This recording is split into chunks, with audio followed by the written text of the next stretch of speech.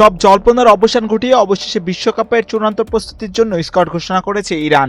তবে স্কোয়াড প্রকাশের পরেই নতুন করে শুরু হয়েছে বিতর্ক, কারণ দলে জায়গা হয়নি অভিজ্ঞ স্ট্রাইকার সারদার আজমুনের। আর এই সিদ্ধান্ত নিয়ে এখন তোলপাড় ফুটবল বিশ্বে। গত কয়েক বছরে ইরান ফুটবল শুধু মাঠের পারফরমেন্সে নয়, রাজনৈতিক উত্তেজনা এবং Gold's Gym across 30 plus countries.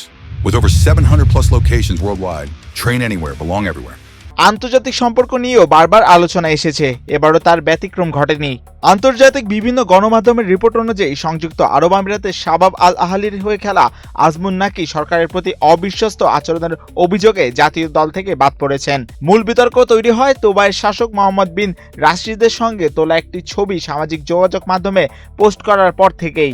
পরবর্তীতে সেই ছবি সরিয়ে ফেললেও সমালোচনা থামেনি। এমনকি ইরানের রাষ্ট্রীয় টেলিভিশনও তাকে কড়া সমালোচনার মুখে পড়তে হয়।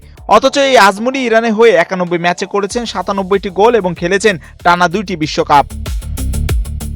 তবে এবার ইরানের আক্রমণ ভাগের বড় ভরসা হয়ে উঠবেন মেহেদী তারিমি। ইউরোপিয়ান ফুটবলে দীর্ঘদিন খেলার অভিজ্ঞতা থাকা এই ফরওয়ার্ডকে ঘিরেই বিশ্বকাপে পরিকল্পনা সাজাচ্ছেন কোচ আমির গালোনাই। স্কোয়াড ঘোষণার পর থেকেই তিনি বলছেন, এই 30 জন খেলোয়াড় বেছে নেওয়া ছিল তার কোচিং ক্যারিয়ারের সবচেয়ে কঠিন সিদ্ধান্ত। এদিকে বিশ্বকাপের আগেই নতুন দুশ্চিন্তায় পড়েছে ইরান। রাজনৈতিক উত্তেজনা তো আছেই, এর পাশাপাশি নিরাপত্তার সংখ্যার কারণে নিজেদের ম্যাচ যুক্তরাষ্ট্রের বদলে মেক্সিকোয় আয়োজনের অনুরোধ করেছিল তারা, কিন্তু সেই প্রস্তাব নাকচ করে দিয়েছিল ফিফা। ফলে ভিসা জটিলতা, নিরাপত্তা ইস্যু এবং রাজনৈতিক চাপ নিয়ে বিশ্বকাপে খেলতে যেতে হবে ইরানকে। এবারের আসরে গ্রুপ পর্বে ইরানের প্রতিপক্ষ বেলজিয়াম, মিশর ও নিউজিল্যান্ড। মাহিউজ্জামান, বাংলাদেশ প্রতিদিন।